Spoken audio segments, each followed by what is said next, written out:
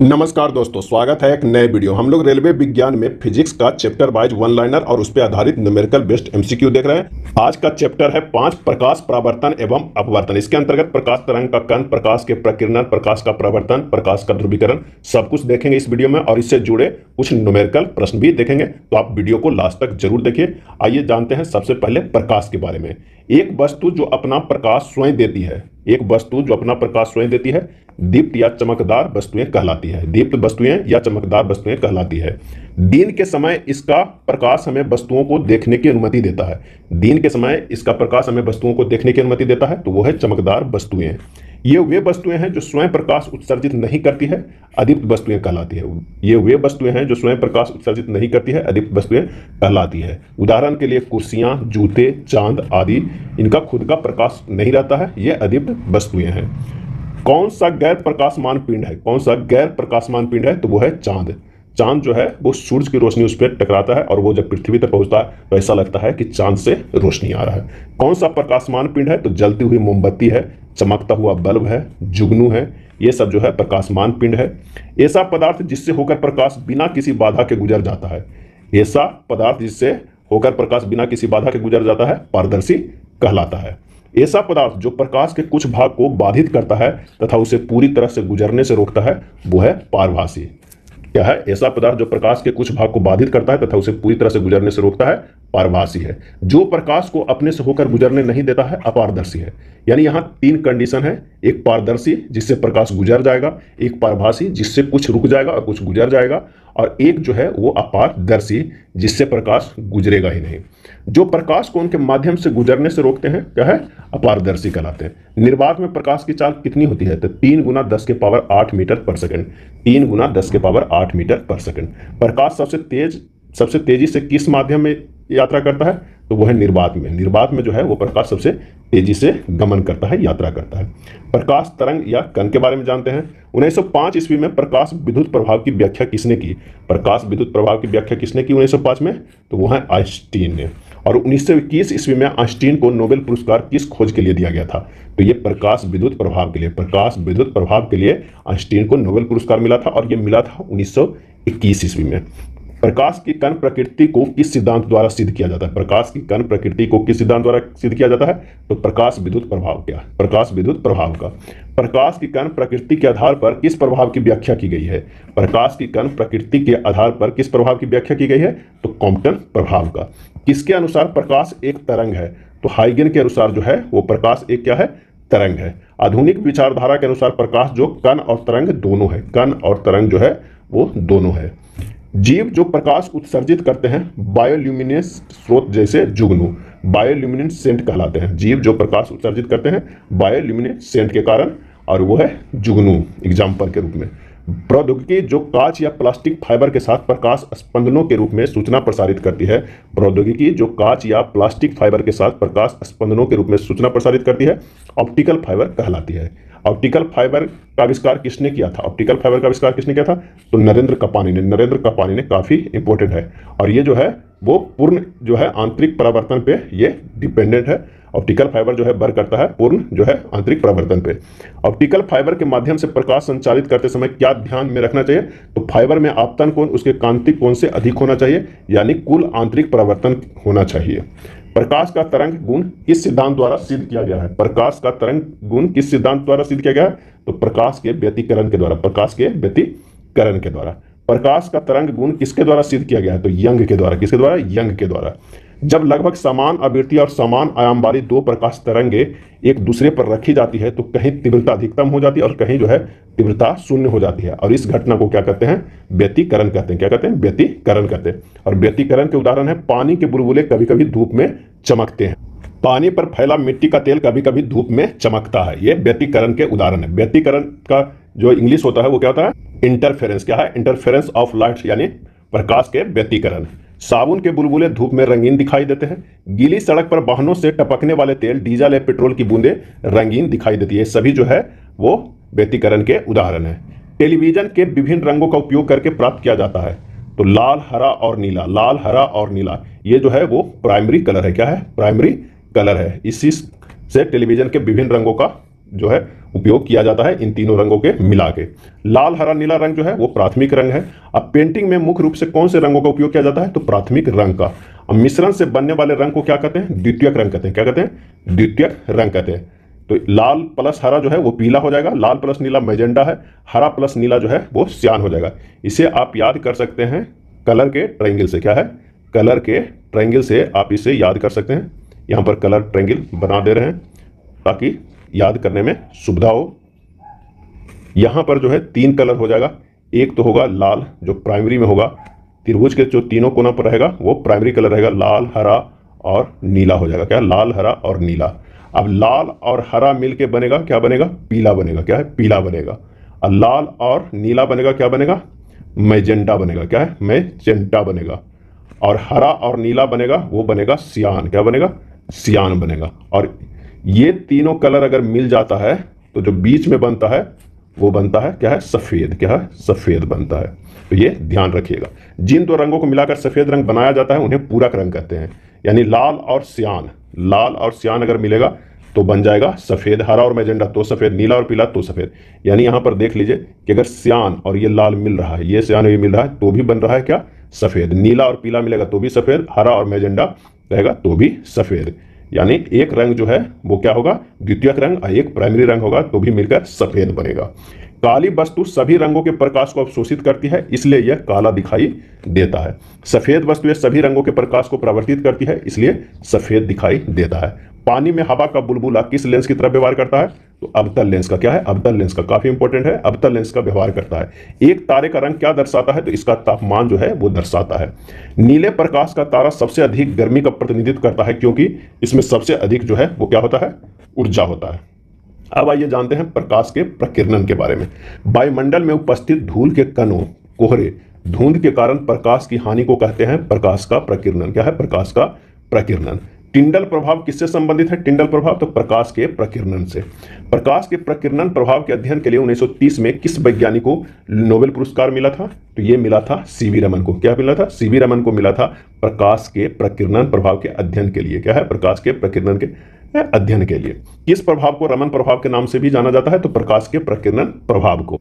उगता हुआ सूरज और डूबता हुआ सूरज लाल दिखाई देता है। उगता हुआ सूरज और डूबता हुआ सूरज लाल दिखाई देता है प्रकाश के प्रकीर्णन के कारण, यानी स्कैटरिंग ऑफ लाइट के कारण। क्या है, स्कैटरिंग ऑफ लाइट के कारण। प्रकाश का वह रंग जिसकी तरंग दैर्ध्य अधिक होती है वह कम प्रकीर्णित होता है। क्या है, कम प्रकीर्णित होता है।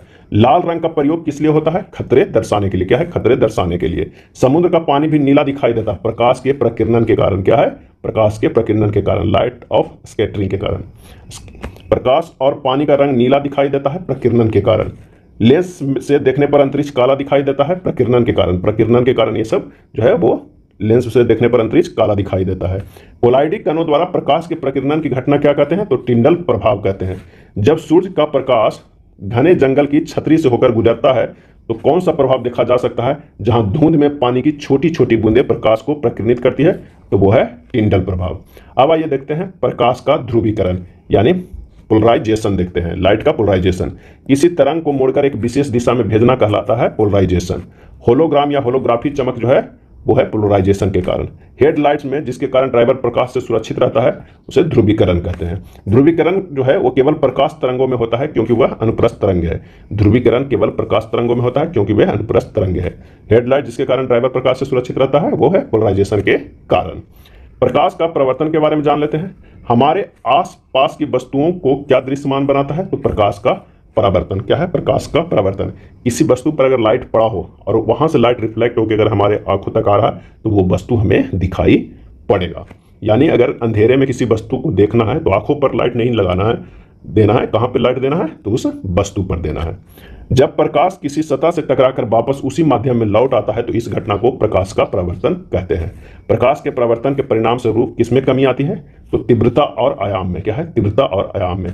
प्रकाश के परावर्तन के परिणाम स्वरूप क्या परिवर्तित नहीं होता है, तो तरंग दैर्ध्य जो है वो परिवर्तित नहीं होता है और आवृत्ति भी जो है परिवर्तित नहीं होता है।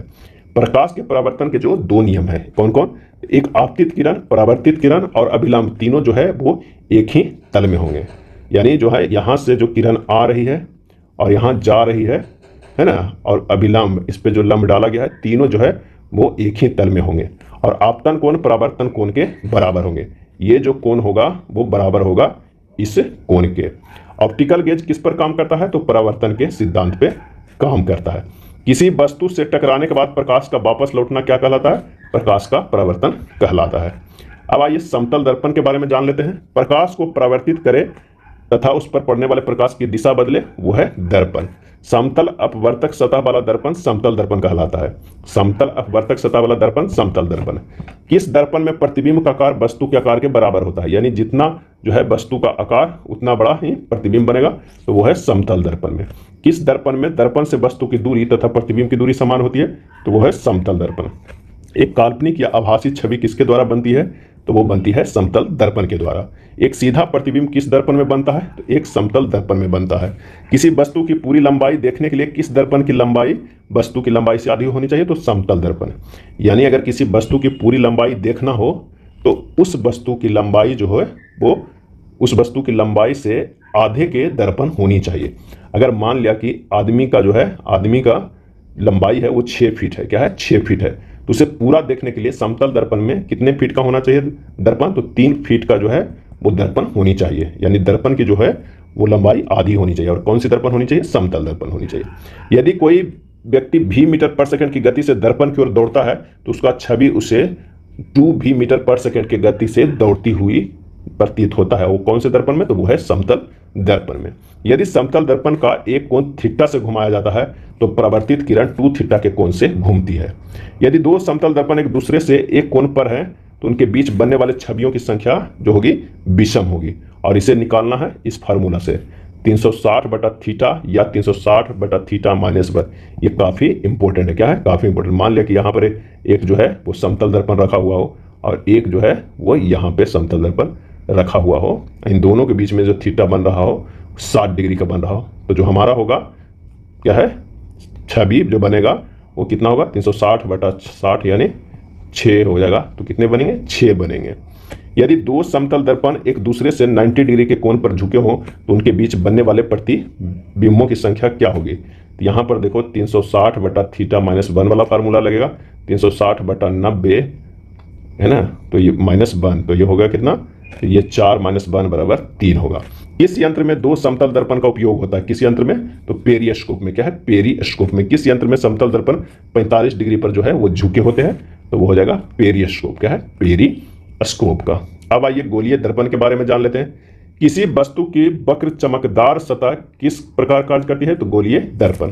किसी वस्तु की वक्र चमकदार सतह किस प्रकार कार्य करती है? तो गोलीय दर्पण। गोलीय दर्पण की परावर्तक सतह के व्यास को क्या कहते हैं? तो द्वारक यानी सी कहते हैं।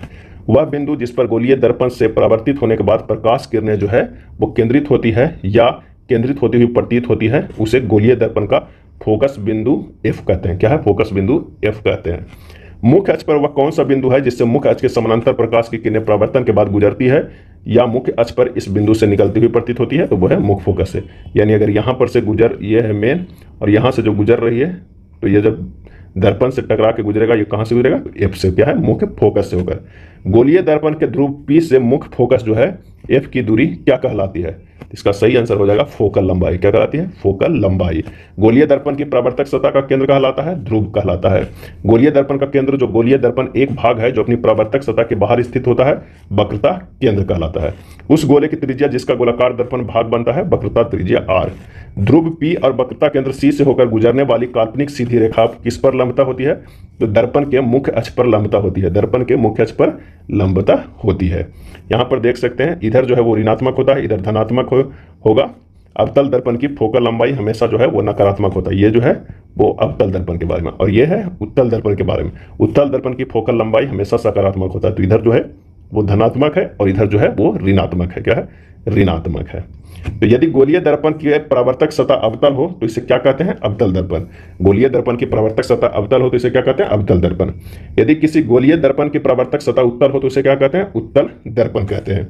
चम्मच की भीतरी सतह किस दर्पण की तरह कार्य करती है? चम्मच की भीतरी सतह किस दर्पण की तरह कार्य करती है? तो वो है अवतल दर्पण की तरह। तो यहां पर से बाईं ओर जो दिशा जाएगा वो ऋणात्मक होगा और दाईं ओर से दिशा जो होगा धनात्मक होगा, और ये जो होगा प्रकाश की दिशा है। तो दर्पण सूत्र जो होता है 1/f बराबर 1/v प्लस 1/u, काफी जो है इंपॉर्टेंट है। डायरेक्ट कभी कभी जो है वो दर्पण सूत्र ही पूछ देता है प्लस माइनस करके, उसमें भी बच्चे कंफ्यूज कर जाते हैं। तो ये ध्यान रखिएगा, 1/f बराबर होता है 1/v प्लस 1/u। अवतल दर्पण का उपयोग होता है वाहन के हेडलाइट्स में, टॉर्च में और सेविंग दर्पण में। क्या है? सेविंग दर्पण में। अवतल दर्पण में जब वस्तु अनंत पर रखी जाती है तो कैसी प्रतिबिंब बनती है? फोकस पर वास्तविक, उल्टी और अत्यधिक मंद छवि बनती है। एक वस्तु को अवतल दर्पण के वक्रता केंद्र पर रखा जाता है, इसका प्रतिबिंब कहां बनता है? तो वक्रता केंद्र सी पे बनता है, वक्रता केंद्र सी पे। सर्च लाइट का प्रवर्तक कौन सा दर्पण होता है? सर्च लाइट का प्रवर्तक कौन सा दर्पण होता है? तो वो है अवतल दर्पण। चम्मच की बाहरी सतह किस दर्पण की तरह कार्य करती है? चम्मच की बाहरी सतह तो वो है उत्तल दर्पण की तरह कार्य करती है। उत्तल दर्पणों द्वारा बना प्रतिबिंब की प्रकृति का किस पर होता है? तो वस्तु की स्थिति पर निर्भर करता है। समतल दर्पण से बनी वस्तु की प्रतिबिंब स्क्रीन पर प्राप्त नहीं की जा सकती है। ऐसी छवि को क्या कहा जाता है? आभासी प्रतिबिंब। क्या है? आभासी प्रतिबिंब। जब किसी वस्तु का प्रतिबिंब पर्दे पर बनता है तो उसे वास्तविक प्रतिबिंब कहते हैं। क्या कहते हैं? वास्तविक प्रतिबिंब कहते हैं। अवतल दर्पण द्वारा निर्मित प्रतिबिंब, अवतल दर्पण द्वारा निर्मित प्रतिबिंब जो होता है आकार में छोटी या बड़ी दोनों हो सकती है। आकार में छोटी या बड़ी जो है वो दोनों हो सकती है। चलिए अब आइए, अवतल दर्पण द्वारा निर्मित प्रतिबिंब कैसी होती है? आभासी अथवा वास्तविक हो सकता है। अवतल दर्पण का उपयोग डॉक्टरों द्वारा आंख, कान, नाक और गले की जांच में किया जाता है। अवतल दर्पण का, अवतल दर्पण का उपयोग दंत चिकित्सक द्वारा दांतों की बढ़ी हुई छवि देखने के लिए। उत्तल दर्पण द्वारा कैसी छवि बनती है? तो एक बड़े क्षेत्र में फैली वस्तुओं की छवि बनती है। उत्तल दर्पण का उपयोग वाहन के पीछे देखने वाले दर्पण में, यानी इसे साइड मिरर में, क्या है? साइड मिरर के लिए उपयोग होता है उत्तल दर्पण का। और यहाँ पर देख सकते हैं एक चार्ट है, जो ये लेंस के प्रकार जो दिया हुआ है, वस्तु की स्थिति, प्रतिबिंब की स्थिति, अप्रतिबिंब की प्रकृति है। अगर उत्तल है, अनंत पे है तो फोकस पे, केंद्र से परे है तो फोकस और केंद्र के बीच, केंद्र पे है तो केंद्र पे, ये काफी से ध्यान रखिएगा। अगर फोकस पे है तो वो हो जाएगा अनंत पे, और अनंत पे है तो फोकस पे हो जाएगा। अवतल दर्पण से बने प्रतिबिंब का स्थान और प्रकृति की बात करें तो इस तरह होता है। एक जो छोटा बड़ा देख सकते हैं, काल्पनिक, आभासी, सीधा और बड़ा बनेगा इस तरह। किस दर्पण में वस्तु के किसी भी स्थान के लिए काल्पनिक, सीधा एवं छोटा प्रतिबिंब बनता है? तो वो है उत्तल दर्पण। क्या है? उत्तल दर्पण। अब आइए प्रकाश का अपवर्तन के बारे में जानते हैं। जब प्रकाश एक माध्यम से दूसरे माध्यम में तिरछा यात्रा करता है तो दूसरे माध्यम में प्रकाश के प्रसार की दिशा बदल जाती है प्रकाश के अपवर्तन के कारण। किसी टंकी या तालाब का तल जिसमें पानी भरा हो उठा हुआ प्रतीत होता है प्रकाश के अपवर्तन के कारण। जब किसी मुद्रित सामग्री के ऊपर कांच का मोटा स्लैब रखा जाता है तो अक्षर उभरा हुआ दिखाई देना प्रकाश के अपवर्तन का कारण है। कांच के स्लैब के माध्यम से देखने पर जो है वो कांच के गिलास में पानी में रखा नींबू अपने वास्तविक आकार से बड़ा दिखाई देता है। ये सब प्रकाश के अपवर्तन के कारण है। दूसरे माध्यम के अंदर वस्तु के भाग से हम तक पहुंचने वाला प्रकाश पहले माध्यम के भाग की तुलना में भिन्न दिशा में आता हुआ प्रतीत होता है प्रकाश के अपवर्तन का। ये सब जो है वो क्या है? कारण। अब आइए देखते हैं प्रकाश के अपवर्तन का नियम। आपतित किरण, अपवर्तित किरण, आपतन बिंदु पर अभिलंब सभी एक ही तल में स्थित होते हैं। यह अपवर्तन का नियम है।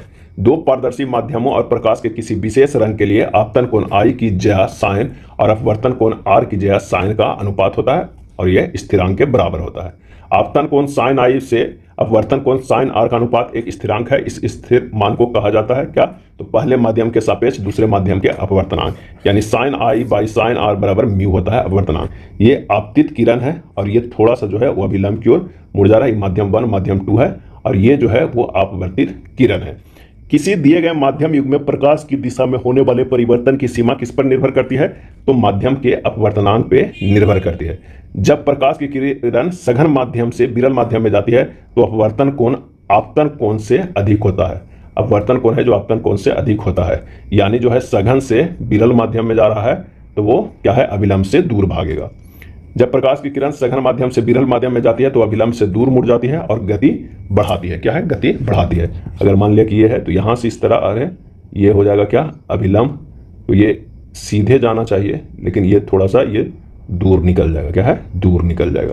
तो यही जो सीधा ना जाके ये दूर निकला तो ये अभिलंब से दूर हो गया। तो इसमें क्या हो गया? ये सघन माध्यम है और ये जो है वो विरल माध्यम है। हवा विरल माध्यम से कांच के प्रिज्म सघन माध्यम में गुजरने वाली प्रकाश की किरण किस ओर मुड़ जाती है? तो अभिलंब की ओर। अगर दूसरा एग्जाम्पल में देखते हैं कि अगर यहाँ से प्रकाश आई तो इसे यहाँ जाना चाहिए और ये इसका क्या है? अभिलंब है। क्या है? अभिलंब। तो ये जो है वो इधर मुड़ गया। क्या है? इधर मुड़ गया, थोड़ा सा ये इधर मुड़ गया। तो ये यहाँ से जाना चाहिए लेकिन ये अभिलंब की ओर गया। तो ये हो गया विरल माध्यम और ये हो गया सघन माध्यम। क्या है? सघन माध्यम। अपवर्तन के कारण प्रकाश की किन घटकों पर प्रभाव पड़ता है? तो वह प्रकाश की आवृत्ति नहीं बदलती है पर गति और तरंग दैर्घ्य पर प्रभाव पड़ता है। गोलीय दर्पण के बारे में जान लेते हैं। गोलीय लेंस का उपयोग चश्मा, टेलीस्कोप और माइक्रोस्कोप में किया जाता है। अवर्धक लेंस जो है एक प्रकार का लेंस है। कौन सा लेंस किनारे से ज्यादा बीच में अधिक मोटा होता है? तो वो है उत्तल लेंस। क्या है? उत्तल लेंस। कौन सा लेंस बीच की अपेक्षा किनारे में अधिक मोटा होता है? तो वो है अवतल लेंस। कौन सा लेंस प्रकाश का अभिसरित करता है अर्थात अंदर की ओर मोड़ता है? अभिसारी लेंस यानी उत्तल लेंस। कौन सा लेंस प्रकाश को अपसारित करता है अर्थात बाहर की ओर मोड़ता है? तो वो है अपसारी लेंस यानी अवतल दर्पण है। अवतल लेंस द्वारा निर्मित प्रतिबिंब सदैव आभासी, सीधा तथा छोटा होता है। अवतल लेंस के ऑप्टिकल केंद्र से गुजरने वाले प्रकाश की किरणें अपवर्तन के बाद बिना किसी विचलन के निकलती है। अवतल लेंस के ऑप्टिकल केंद्र से गुजरने वाली प्रकाश की किरण अपवर्तन के बाद बिना किसी विचलन के निकलती है। जब वस्तु को उत्तल लेंस के निकट रखा जाता है तो प्रतिबिंब बनती है आभासी, सीधा और अवर्धित। आभासी, सीधे और अवर्धित। जब वस्तु को उत्तल लेंस से दूर रखा जाता है वास्तविक, उल्टी और छोटा प्रतिबिंब बनता है। वास्तविक, उल्टी और छोटा प्रतिबिंब बनता है। अवतल लेंस के मुख्य फोकस पर मिलती हुई दिखाई देने वाली प्रकाश की किरणें अपवर्तन के बाद मुख्य अक्ष के समानांतर निकलेगी। मुख्य अक्ष के समानांतर निकलेगी। अब लेंस की शक्ति के बारे में जान लेते हैं। लेंस द्वारा प्राप्त अभिसरण या विचलन की डिग्री जो है वो लेंस की शक्ति है। लेंस की शक्ति का ऐसा ही मात्रक है डायोप्टर डी, जहां पी बराबर होता है 1/f। पी जो है डायोप्टर में f मीटर है। उत्तल लेंस की क्षमता होती है धनात्मक। अवतल लेंस की जो क्षमता होती है वो क्या होती है? ऋणात्मक होती है। यहाँ पे फिगर में देख सकते हैं ये उत्तल लेंस है, ये अवतल लेंस है। वास्तविक प्रतिबिंब इधर बना, f जो है इधर पॉजिटिव है, u पॉजिटिव है, इधर u नेगेटिव, u नेगेटिव। यहाँ f नेगेटिव है, u नेगेटिव, यहाँ भी u नेगेटिव है। तो उत्तल लेंस में प्रतिबिंब का स्थान और प्रकृति जो है वो लेंस के फार्मूला ये हो जाएगा 1/f बराबर 1/v माइनस 1/u। और इससे पहले जो है वो मिरर फार्मूला देखे थे 1/f बराबर जो होता है 1/v प्लस 1/u होता है। 1/v प्लस 1/u होता है। चलिए ये यहाँ पर लेंस का चार्ट दिया हुआ है। आगे बढ़ते हैं। किसी लेंस के लिए किसी भी स्थान के लिए हमेशा आभासी, सीधा एवं छोटा प्रतिबिंब बनता है अवतल लेंस में। किस लेंस के लिए किसी भी स्थान के लिए हमेशा आभासी, सीधा एवं छोटा प्रतिबिंब बनता है? अवतल लेंस का। रैखिक आवर्धन m क्या है? तो प्रतिबिंब की ऊंचाई v से वस्तु की ऊंचाई u का अनुपात m बराबर v/u। आभासी प्रतिबिंब कैसा रेखीय आवर्धन बनाती है? आभासी प्रतिबिंब कैसा रैखिक आवर्धन बनाती है? तो वो है सकारात्मक। वास्तविक प्रतिबिंब कैसा रैखिक आवर्धन बनाता है? तो वो है ऋणात्मक। विभिन्न माध्यम में प्रकाश के प्रसार की सापेक्ष गति पर निर्भर करता है, वो है अपवर्तक सूचकांक पर। अपवर्तक सूचकांक पर हवा में प्रकाश की गति और माध्यम में प्रकाश की गति के अनुपात को कहा जाता है अपवर्तनांक। क्या है? अपवर्तनांक कहा जाता है। अब अतिरिक्त तथ्य पे आते हैं। पानी का जो है अपवर्तक सूचकांक होता है 1.33, 1.33। मिट्टी का तेल का 1.44, क्राउन ग्लास का 1.52, डायमंड का 2.42, 2.42, वायु का 1.000277, बर्फ का होता है 1.31, पानी के 1.33। यानी पानी का अपवर्तक सूचकांक जो है वो ज्यादा होता है बर्फ की अपेक्षा। कांच के अबाउट 1.5। प्रकाश किस माध्यम में सबसे तेज गति से यात्रा करता है? तो निर्वात में, उसके बाद हवा में, कांच में, उसके बाद जो है वो पानी में। यानी सबसे ज्यादा निर्वात में, उसके बाद हवा में, उसके बाद कांच में, उसके बाद पानी में। किस उपकरण में ऑप्टिकल लेंस नहीं होता है? तो स्टेथोस्कोप में। किन उपकरणों में ऑप्टिकल लेंस होता है? तो माइक्रोस्कोप, टेलीस्कोप और पेरिस्कोप में जो है वो ऑप्टिकल लेंस होता है। मानव नेत्र की बात किया जाए तो आंख में एक प्रकार का प्रकाश संवेदनशील पर्दा जिस पर लेंस प्रणाली द्वारा प्रतिबिंब बनाती है रेटिना कहा जाता है। रेटिना पर जो है प्रतिबिंब बनता है। एक नाजुक झिल्ली जिसमें भारी संख्या में प्रकाश संवेदनशील कोशिकाएं होती है वो है रेटिना। प्रकाश आंखों में एक पतली झिल्ली के माध्यम से प्रवेश करती है, कॉर्निया कहा जाता है। प्रकाश आंखों में एक पतली झिल्ली के माध्यम से प्रवेश करता है, कॉर्निया कहा जाता है। और आंख दान किया जाता है तो यही जो है वो कॉर्निया दान किया जाता है। एक गहरा पेशीय डायफ्राम जो पुतली के आकार को नियंत्रित करता है आइरिस कहलाता है। आंख में प्रवेश करने वाले प्रकाश की मात्रा कौन नियंत्रित करता है? तो वो नियंत्रित करता है पुतली करता है। आंख की वह संरचना जो प्रकाश किरणों को अपवर्तित और रेटिना पर केंद्रित करने का काम करती है वो जो है लेंस कहलाती है। रंग दृष्टि से कौन संबंधित है? तो वो है शंकु। मानव आंख में मौजूद प्राकृतिक लेंस किस प्रकार का लेंस है? तो उत्तल लेंस। मानव आंख में जो मौजूद प्राकृतिक लेंस है किस प्रकार का है? उत्तल लेंस। आंख का लेंस बनाता है एक उल्टा और वास्तविक प्रतिबिंब। उल्टा और वास्तविक प्रतिबिंब। आंख का लेंस उत्तल लेंस छवि बनाता है रेटिना पर। विद्युत संकेत मस्तिष्क को किसके माध्यम से भेजे जाते हैं? तो ऑप्टिकल तंत्रिकाओं के। ऑप्टिकल तंत्रिकाओं के। नेत्र लेंस की वक्रता में परिवर्तन से क्या परिवर्तित होती है? इसकी फोकल जो है वो लंबाई। जब मांसपेशियां शिथिल हो जाती है तो आंख का लेंस पतला हो जाता है क्योंकि फोकल लंबाई जो है वो बढ़ जाती है। गुणसूत्र की कमी से होने वाला रोग कहलाता है वर्णांधता। जब आंख के करीब की वस्तुओं को देख रहे होते हैं तो सिलियरी मांसपेशियां सिकुड़ जाती है जिससे फोकल लंबाई कम हो जाती है। क्या है? फोकल लंबाई कम हो जाती है। नेत्र लेंस की अपनी फोकल लंबाई को समायोजित करने की क्षमता कहलाती है समायोजन क्षमता। वह न्यूनतम दूरी जिस पर वस्तुओं को बिना तनाव के सर्वाधिक स्पष्ट रूप से देखा जा सकता है कहलाती है स्पष्ट दृष्टि की न्यूनतम दूरी। स्पष्ट दृष्टि की न्यूनतम दूरी, नेत्र के निकट वाले बिंदु। आंख की स्पष्ट दृष्टि का न्यूनतम दूरी कितनी होती है? तो 25 सेंटीमीटर। काफी जो है वो इंपॉर्टेंट है, 25 सेंटीमीटर। यहाँ देख सकते हैं ये लेंस है, ये मांसपेशिया है, पुपिल है, कॉर्निया है, आंख की पुतली है, मांसपेशिया है, और ये नेत्र संबंधी जो है वो तंत्रिका है। बुढ़ापे में लोगों का क्रिस्टलीय लेंस दुधिया और धुंधला हो जाता है तो उस स्थिति को मोतियाबिंद कहा जाता है। बुढ़ापे में लोगों को क्रिस्टलीय लेंस दुधिया और धुंधला हो जाता है, उस स्थिति को मोतियाबिंद कहा जाता है। निकट की वस्तुओं को तो स्पष्ट देख सकते हैं परंतु दूर की वस्तुओं को स्पष्ट रूप से नहीं देख सकते हैं, निकट दृष्टि दोष कहते हैं, यानी मायोपिया कहते हैं। मायोपिया में निकट की वस्तुओं को स्पष्ट देख सकते हैं परंतु दूर की वस्तु को नहीं देख सकते हैं। नाम है निकट का दृष्टि दोष, जबकि वो दूर की वस्तु को नहीं देखता है। दूर की वस्तु को स्पष्ट देख सकता है लेकिन पास की वस्तुओं को स्पष्ट रूप से नहीं देख सकता है, दूर दृष्टि दोष, हाइपरमेट्रोपिया बोलते हैं, हाइपरमेट्रोपिया। किसी दूर की वस्तु को प्रतिबिंब रेटिना के आगे बनता है, रेटिना पर नहीं, निकट दृष्टि दोष में, मायोपिया में। किसी पास की वस्तु को प्रतिबिंब रेटिना के पीछे बनता है, रेटिना पर नहीं, दूर दृष्टि दोष में, हाइपरमेट्रोपिया में। नेत्र लेंस की अत्यधिक वक्रता या नेत्र गोलक का बढ़ाव किसके कारण होता है? तो निकट दृष्टि दोष में, मायोपिया के कारण। नेत्र लेंस की फोकल लंबाई बहुत लंबी है या नेत्र गोलक बहुत छोटा है तो हो गया है दूर दृष्टि दोष, हाइपरमेट्रोपिया हो गया है। मायोपिया के किस लेंस का उपयोग होता है? मायोपिया में किस लेंस का उपयोग होता है? अवतल लेंस का। हाइपरमेट्रोपिया में किस लेंस का उपयोग होता है? उत्तल लेंस का। उम्र बढ़ने के साथ साथ आंख की समायोजन शक्ति आमतौर पर कम हो जाती है, निकट बिंदु धीरे धीरे दूर हो जाता है, जरा दृष्टि दोष कहलाता है। क्या कहलाता है? जरा दृष्टि दोष, प्रेस बायोपिया कहा जाता है। सुधारात्मक चश्मे के बिना आसपास की वस्तुओं को आराम से और स्पष्ट रूप से देखना मुश्किल हो जाता है, इस दोष को कहा जाता है, क्या कहा जाता है? प्रेस बायोपिया। सिलियरी मांसपेशियों का धीरे धीरे कमजोर होना, आंखों के लेंस का लचीलापन कम होना, जरा दृष्टि दोष यानी प्रेस बायोपिया की बात है।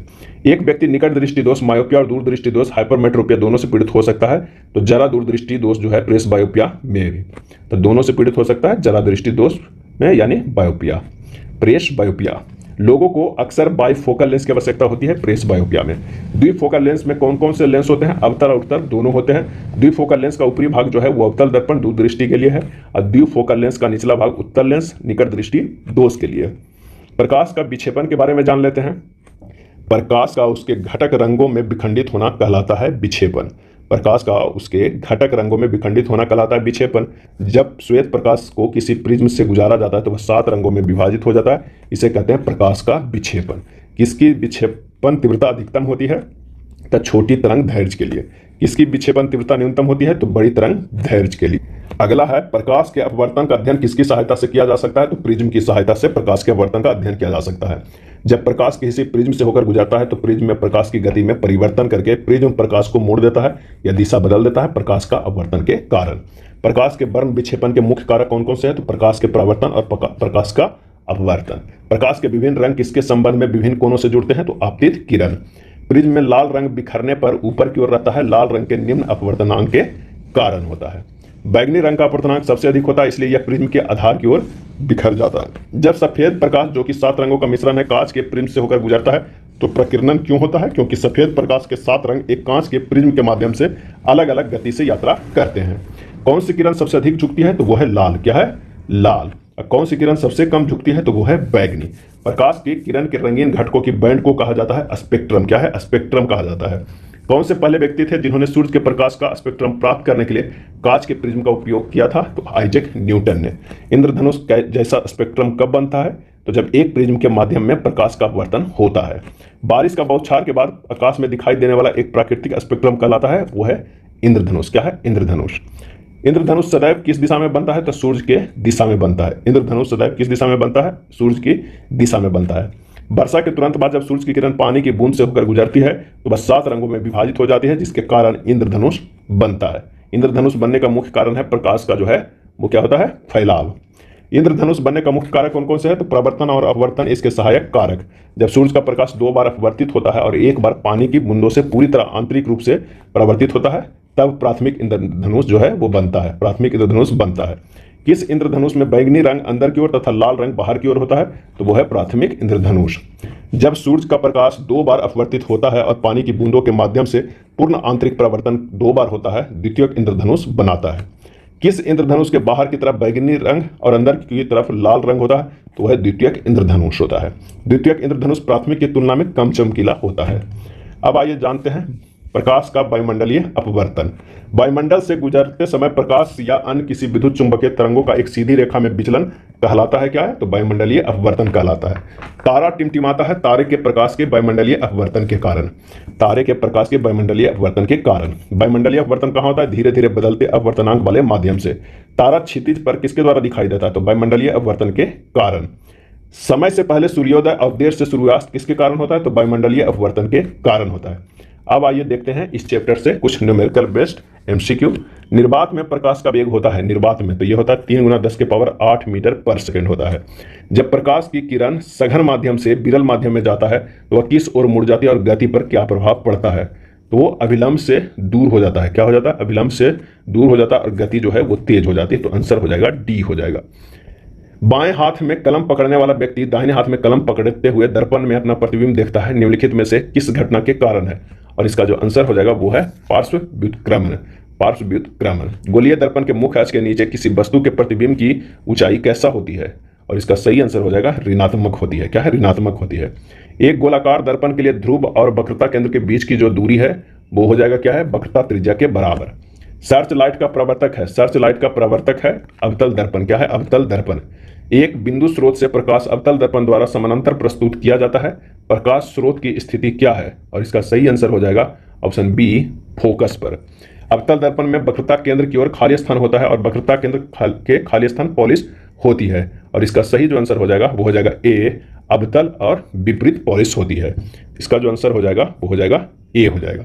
निम्नलिखित में कौन सा बिंदु हमेशा गोलाकार दर्पण के मुख्य अक्ष पर स्थित होता है? तो इसका जो सही आंसर हो जाएगा वो हो जाएगा वक्रता केंद्र पे और ध्रुव पे, सी हो जाएगा। निम्नलिखित में से किस स्थिति में अवतल दर्पण वास्तविक छवि बनाता है? इसका सही आंसर जो हो जाएगा वो हो जाएगा कौन सा? तो हो जाएगा वस्तु की फोकस और ध्रुव के बीच रखा गया हो और वस्तु अनंत पर रखी गई हो, इन दोनों। तो ऑप्शन जो है 10 के डी हो जाएगा। अगला है, एक वस्तु अवतल दर्पण के सामने 10 सेंटीमीटर की दूरी पर रखी है। इसका प्रतिबिंब उसी ओर 15 सेंटीमीटर की दूरी पर बनता है। दर्पण की फोकस दूरी क्या होगा?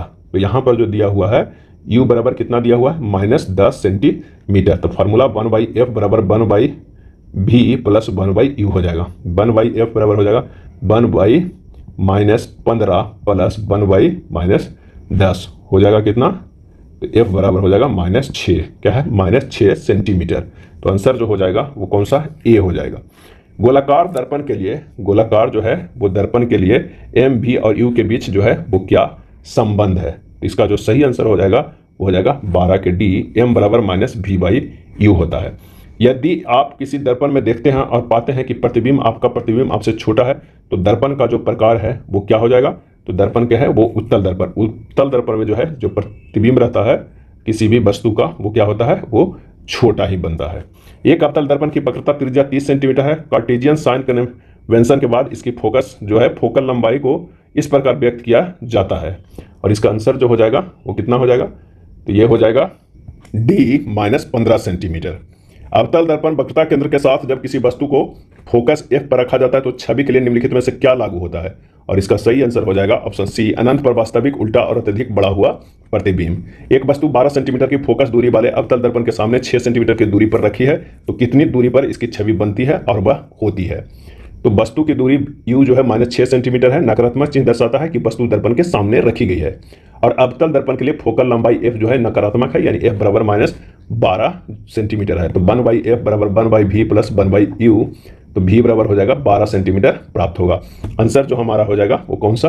तो वो 16 के जो हो जाएगा सी, 12 सेंटीमीटर आभासी होगा।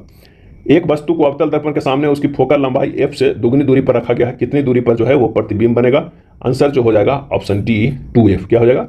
2f हो जाएगा। यानी 17 नंबर जो प्रश्न है वो 2f हो जाएगा।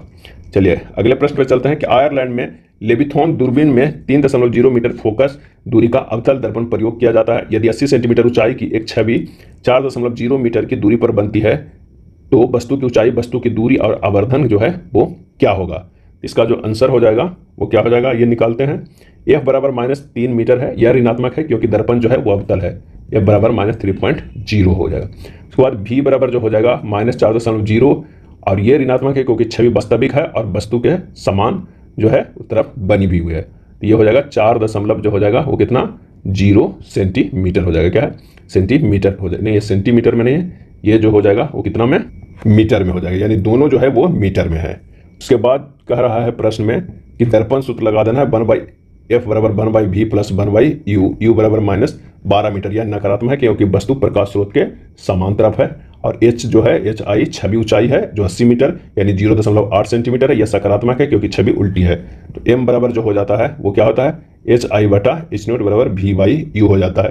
तो m बराबर हो जाएगा 0.8 बटा h नोट बराबर -4 बटा -12 हो जाएगा। तो h नोट बराबर हो जाएगा 0.8 गुना 3 बराबर कितना हो जाएगा 24 हो जाएगा। क्या हो जाएगा 24 हो जाएगा। आंसर हो जाएगा क्रमशः 2.4 मीटर, 12 मीटर और 1/3 मीटर। आंसर जो हो जाएगा वो बी हो जाएगा, 18 के बी होगा। एक पेड़ 2.5 मीटर फोकस दूरी वाले उत्तल दर्पण के सामने 10 मीटर की दूरी पर है, इसका छवि जो है वो बनती है। तो 1/, जो होगा 1/f बराबर 1/v प्लस 1/u हो जाएगा। यहाँ पर u जो दिया हुआ है -10 मीटर, f बराबर जो है 2.5 मीटर है। तो यह इन मानों को सूत्र में प्रतिस्थापित करने पर हमें v बराबर 2.0 मीटर प्राप्त हो गया, यानी 2 मीटर प्राप्त होता है। इसका अर्थ है कि छवि दर्पण से 2.0 मीटर जो है वो बनती है। तो आंसर हमारे पास हो जाएगा 19 नंबर का कितना डी हो जाएगा। क्या डी हो जाएगा। चलिए अगले प्रश्न पे चलते हैं। अगला प्रश्न कह रहा है कि जब किसी वस्तु को उत्तल दर्पण के सामने 21 सेंटीमीटर बिंदु पर रखा जाता है तो प्रतिबिंब दर्पण के 7 सेंटीमीटर पीछे बनता है। अब कोई व्यक्ति वस्तु को दर्पण के सामने 14 सेंटीमीटर की दूरी पर ले जाता है। अब दर्पण से प्रतिबिंब की दूरी जो है वो कितनी बनेगी। तो आइए इसे सोल्व करते हैं। 20वां नंबर प्रश्न है। u बराबर क्या दिया हुआ है, u बराबर दिया हुआ है -21 सेंटीमीटर, v बराबर +7 सेंटीमीटर। दर्पण का फॉर्मूला 1/f बराबर 1/u प्लस 1/v हो जाएगा, यानी हमारे पास जो हो जाएगा 1/f बराबर 1/-21 प्लस 1/7 यानी 3 प्लस 1/21, यानी हो जाएगा कितना हो जाएगा 3 प्लस नहीं होगा 3 माइनस होगा, क्या है 1/-21 प्लस 1/7 बराबर 3 - 1 होगा। यहाँ पर इसे बता देते हैं, यहाँ हो जाएगा कितना, तो ये हो जाएगा हमारा 1/f बराबर जो हम मान पुट किए हैं तो 3 - 1/21, f बराबर 21/2। अब वस्तु की दूरी के लिए u बराबर -14 सेंटीमीटर है, तो हमारे पास छवि जो हो जाएगा वो कितना हो जाएगा, तो हमारे पास छवि हो जाएगा वो होगा 2/21 बराबर 1/-14 प्लस 1/u। तो 1/u बराबर 2/21 प्लस 1/14 बराबर 7/42, यानी जो हमारे पास u बराबर होगा वो 6 सेंटीमीटर हो जाएगा। क्या हो जाएगा 6 सेंटीमीटर हो जाएगा। इसलिए हमारे पास छवि दूरी इस प्रकार जो है बनेगा वो 6 सेंटीमीटर बनेगा। आंसर जो हमारा हो जाएगा 20 का वो कौन सा हो जाएगा, सी हो जाएगा, क्योंकि आंसर प्लस में बनेगा। 4 सेंटीमीटर ऊंचाई की एक सुई 30 सेंटीमीटर फोकस दूरी वाले अवतल लेंस के सामने 45 सेंटीमीटर की दूरी पर रखी गई है। सुई की छवि की ऊंचाई क्या होगी। यहाँ पर कह रहा है कि u दिया हुआ है -45, f जो है वो 30 दिया हुआ है, और hi जो है वो दिया हुआ है कितना, वो 4 सेंटीमीटर। तो 1/f बराबर 1/v माइनस 1/u बराबर हो जाएगा 1/-30, 1/-30 बराबर 1/v माइनस 1/-45।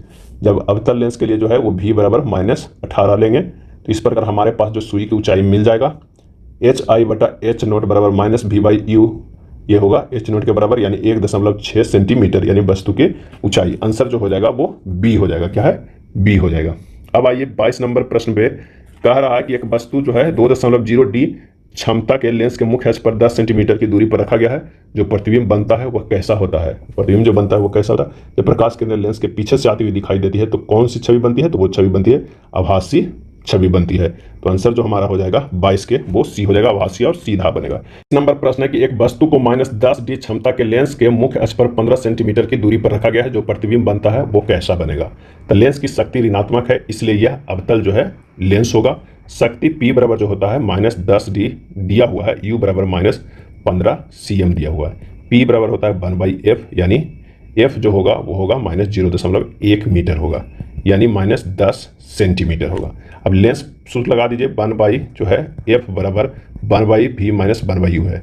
जबकि वही अगर मान लिया कि दर्पण पूछ देता, कह देता कि दर्पण का जो है वो क्या होता है, तो माइनस की जगह पर क्या हो जाएगा प्लस हो जाता। चलिए अब मान रख देते हैं, तो हो जाएगा कितना 1/v माइनस 1/-15 बराबर हो जाएगा 1/-10 हो जाएगा। तो v बराबर हो जाएगा -6 सेंटीमीटर। तो आवर्धन क्षमता जो होगा m बराबर v/u, यानी v कितना है -6 और यू कितना है -15, यानी हो जाएगा 2/5। एम बराबर जो हो जाएगा 0 दशमलव जो है वो 4 हो जाएगा। बना प्रतिबिंब आभासी, सीधा और छोटा होगा। तो इसका जो सही आंसर हो जाएगा 23 नंबर का वो हो जाएगा कौन सा, सी हो जाएगा। क्या हो जाएगा 24, 23 का जो है 24 में टिकट सी हो जाएगा, आभासी और सीधा होगा। जब 1 सेंटीमीटर ऊंचाई का कोई वस्तु जो है वो ध्रुव से उचित दूरी पर रखी जाती है तो अवतल दर्पण द्वारा उत्पन्न आवर्धन जो है वो -2 हो जाता है, पाया जाता है। यहाँ प्रतिबिंब की ऊंचाई किसके बराबर है? तो आइए 24 नंबर प्रश्न में, अवतल दर्पण द्वारा उत्पन्न आवर्धन m बराबर -2, जिसका अर्थ है कि बना प्रतिबिंब वास्तविक और उल्टा है, वास्तविक और उल्टा है। तो प्रतिबिंब की ऊंचाई जो है बटा वस्तु की ऊंचाई हो जाएगा v/-u हो जाएगा, जहाँ h जो है छवि की ऊंचाई है और h वस्तु की ऊंचाई है। यानी हम क्या कर सकते हैं कि प्रतिबिंब की ऊंचाई hi बटा वस्तु की ऊंचाई he बराबर v/-u है। अब क्या है कि hi बराबर जो हो जाएगा वो v/u को क्या हम कहते हैं m अगुना h हो जाएगा, इधर चला जाएगा। m का मान जो है -2 आया है और h का मान जो है वो क्या है 1 आया है, क्या है 1। तो आंसर हो जाएगा -2 सेंटीमीटर। ऑप्शन 24 के जो है वो क्या हो जाएगा डी हो जाएगा। 40 सेंटीमीटर फोकस दूरी वाला उत्तल लेंस की क्षमता क्या हो जाएगी? तो हो जाएगा f बराबर जो है वो 40 सेंटीमीटर यानी 0.4 मीटर। तो p बराबर 1/f यानी जो हमारा हो जाएगा वो कितना 2.5 डायोप्टर हो जाएगा, 2.5 डायोप्टर हो जाएगा। सही जवाब जो हो जाएगा 25 का वो ए हो जाएगा। अगला 26 नंबर प्रश्न चलते हैं कि यदि m, v और u क्रमशः आवर्धन, छवि दूरी और वस्तु की दूरी का प्रतिनिधित्व करते हैं तो लेंस के लिए m, v और u के बीच जो है वो सही संबंध होगा, सही संबंध होगा। लेंस द्वारा बनी छवि की अभिविन्यास के आधार पर आवर्धन सकारात्मक या नकारात्मक हो सकता है। यदि प्रतिबिंब सीधी और आभासी है तो आवर्धन सकारात्मक, यदि प्रतिबिंब उल्टी और वास्तविक है तो आवर्धन जो है वो ऋणात्मक होगा। तो आंसर जो हो जाएगा वो 26 के वो डी हो जाएगा। 3 सेंटीमीटर ऊंचाई की एक वस्तु 20 सेंटीमीटर फोकल लंबाई के उत्तल लेंस के सामने 30 सेंटीमीटर की दूरी पर रखी गई है।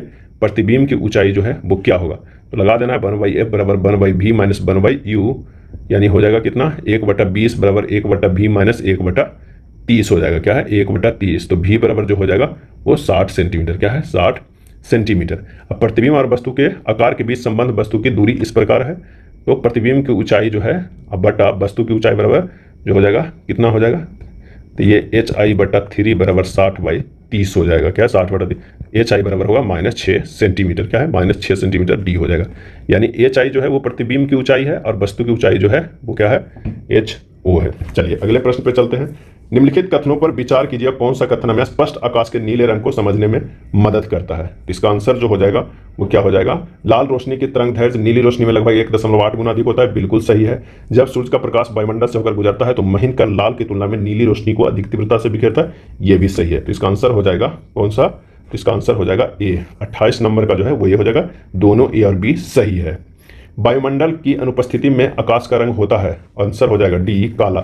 जब प्रकाश को प्रिज्म से गुजारा जाता है तो प्रकाश का अपवर्तन होता है और इसका सही जवाब हो जाएगा बी 2 बार। जब प्रकाश की किरण निर्वात से किसी सघन माध्यम में प्रवेश करती है तो किरण के अभिलंब के बीच का कोण जो है वो क्या हो जाएगा? बढ़ जाएगा। तो इसका आंसर जो हो जाएगा घट जाएगा, अभिलंब के बीच का कोण जो है वो घट जाएगा। 31 नंबर प्रश्न का ए होगा।